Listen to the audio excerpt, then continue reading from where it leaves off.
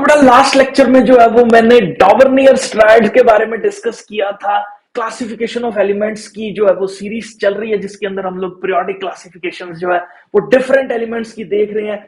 आज हम लोग जो है वो न्यूलैंड लॉ ऑफ ऑक्टेव्स के बारे में जो है वो जानेंगे, या लॉ ऑफ ऑक्टेव्स के बारे में जो है वो देखेंगे। तो न्यूलैंड लॉ ऑफ ऑक्टेव्स के अंदर क्या इस बंदे ने जो है वो स्टेट किया था, ये बड़ा ही मेरे को लगता है एक म्यूजिक लवर, मेरे को लगता है ये बंदा था जिसने म्यूजिक के साथ जो है वो एलिमेंट्स के अरेंजमेंट को कंपेयर किया। सारे गा मा पा धा नी सा की धुन के साथ जो है वो एलिमेंट्स को कंपेयर किया। तो मतलब कितना ही, मतलब मैं बोल सकता हूँ रोमांटिक रहा होगा अपने टाइम में। ठीक है कि एक म्यूजिक को और केमिस्ट्री को जो है वो, इस तरह के बहुत कम साइंटिस्ट वैसे हुए हैं जिसने म्यूजिक और केमिस्ट्री के बीच में जो है वो रिलेशन फाइंड आउट किया है। तो इस बंदे ने जो है वो म्यूजिक और केमिस्ट्री का रिलेशन फाइंड आउट किया। तो इसको अगर हम लोग देखें तो न्यूलैंड लॉ ऑफ ऑक्टेव क्या स्टेट करता है कि एलिमेंट्स को, सबसे बड़ा इंपॉर्टेंट पॉइंट है यहाँ पे, अगर इंक्रीजिंग एटॉमिक मास के हिसाब से अरेंज किया जाए तो हर आठवां एलिमेंट की जो प्रॉपर्टी होती है वो फर्स्ट एलिमेंट के साथ मिलती है। मतलब क्या कहने का कि अगर मेरे पास मान लो बहुत सारे एलिमेंट्स हैं, उन एलिमेंट्स को मैं इंक्रीजिंग एटॉमिक मास के हिसाब से अरेंज करूं तो जो पहला एलिमेंट है उसकी प्रॉपर्टी आठवें एलिमेंट के साथ जो है वो मिलेगी। That is the Newland law of octaves.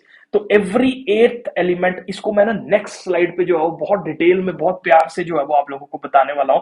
तो देखो यहाँ पे सा रे गा मा पा धा नी सा।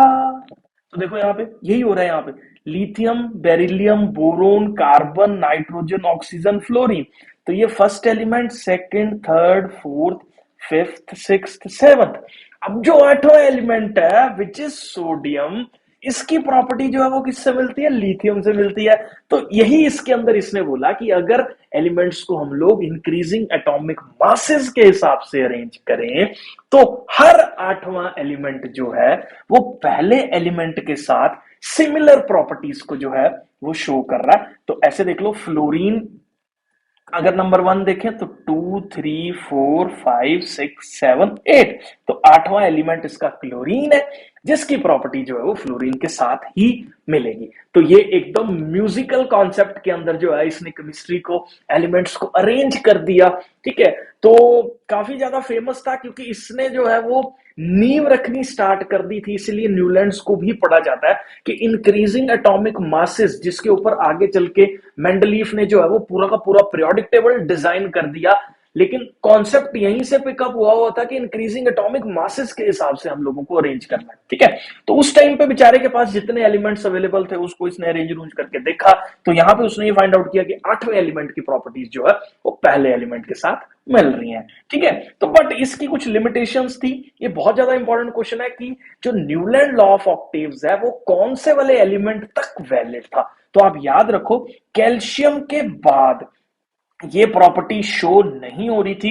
तो कैल्शियम तक के तो एलिमेंट्स के अंदर ये आठवें एलिमेंट वाला concept having the similar properties जो था वो वैलिड चल रहा था। लेकिन कैल्शियम के बाद वाले जितने भी एलिमेंट्स थे वो न्यूलैंड लॉ ऑफ ऑक्टेव्स को फॉलो नहीं कर रहे थे। ठीक है, तो अब उस टाइम पे अगर मैं बात करूं न्यूलैंड्स की, तो न्यूलैंड के टाइम पे सिर्फ 56 एलिमेंट्स, 56 एलिमेंट्स ही अवेलेबल थे नेचर के अंदर।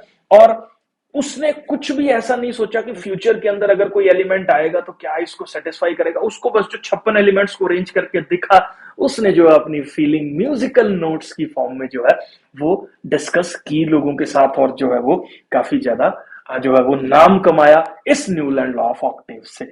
तो आगे अगर मैं बात करूं, जैसे आगे चल के जो है वो बहुत सारी नोबल गैसेस डिस्कवर हुई। लेकिन उन नोबल गैसेस के डिस्कवर होने के बाद पूरा का पूरा जो न्यूलैंड लॉ ऑफ ऑक्टेव्स है वो डिस्टर्ब हो गया। कारण क्या था मैं आपको बताता हूं।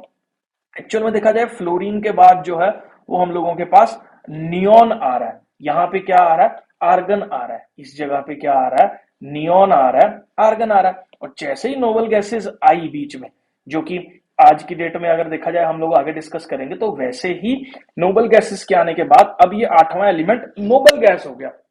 आठवां एलिमेंट ये नहीं रहा। पूरा का पूरा पीरियोडिक टेबल जो है वो खराब हो गया इसका जो इसने बना रखा था, ठीक है। क्योंकि देखो नोबल गैसेस बहुत ज्यादा अनरिएक्टिव एलिमेंट्स के अंदर जो है वो मानी जाती हैं। यूजुअली कंपाउंड फॉर्मेशंस के अंदर या बॉन्ड फॉर्मेशंस के अंदर ये हेल्प नहीं करते हैं, क्योंकि इनके ऑक्टेट्स जो है वो ऑलरेडी कंप्लीट होते हैं। ऑक्टेट्स क्योंकि ऑलरेडी कंप्लीट है, तो इसीलिए इनका डिस्कवरी बहुत ज्यादा लेट हुआ है, क्योंकि जो रिएक्ट ही नहीं कर रहा, ठीक है, उसको डिफरेंशिएट करना बहुत ज्यादा मुश्किल है, ठीक है। जिसकी वजह से जो ये नोबल गैसेस है काफी लेट डिस्कवर हुई। न्यूलैंड के टाइम पे नोबल गैसेस नहीं थी, लेकिन जैसे ही नोबल गैसेस डिस्कवर हुई, वैसे ही न्यूलैंड्स का जो पूरा का पूरा पीरियोडिक टेबल बेचारे ने डिजाइन कर रखा था, वो सारा का सारा पीरियोडिक टेबल जो है वो खराब हो गया।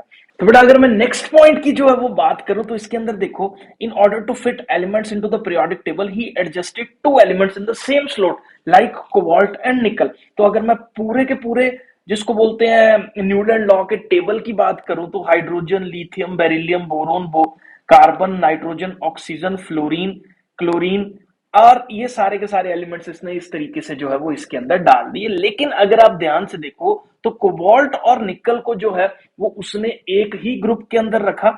इस चीज का रियलाइजेशन और इस चीज का रियलाइजेशन उसको पहले ही हो चुका था, लेकिन कैल्शियम तक तो ये ट्रेंड जो है वो सही चला, लेकिन उसके बाद जो है वो इसके अंदर बहुत सारी डिस्टर्बेंसेस और चीजें जो है वो अलग होने लगी, और इस चीज को वो एक्सप्लेन नहीं कर पाया कि कोबाल्ट और निकल जो है वो अलग अलग मासेस होने के बावजूद जो है वो सेम प्रॉपर्टी कैसे शो कर रहे हैं, उसके अंदर आठवें वाला कॉन्सेप्ट जो है वो क्यों नहीं लग रहा। तो इन सारे रीजंस की वजह से जो है वो न्यूलैंड लॉ ऑफ ऑक्टेव्स के अंदर जो है वो हम लोगों ने इसको नकार दिया, और आगे चल के जो है वो मेंडलीफ का पीरियोडिक टेबल आया, जिसको हम लोग जो है वो नेक्स्ट लेक्चर में डिस्कस करने वाले हैं। सारी की सारी सीरीज क्लास 10th की आ रही है। प्लीज वीडियो लाइक कर दीजिए और चैनल को सब्सक्राइब और शेयर कर दीजिए। बहुत सारा कंटेंट आम आदमी एकेडमी जो है वो क्लास 10th के स्टूडेंट्स के लिए लेके आ रही है।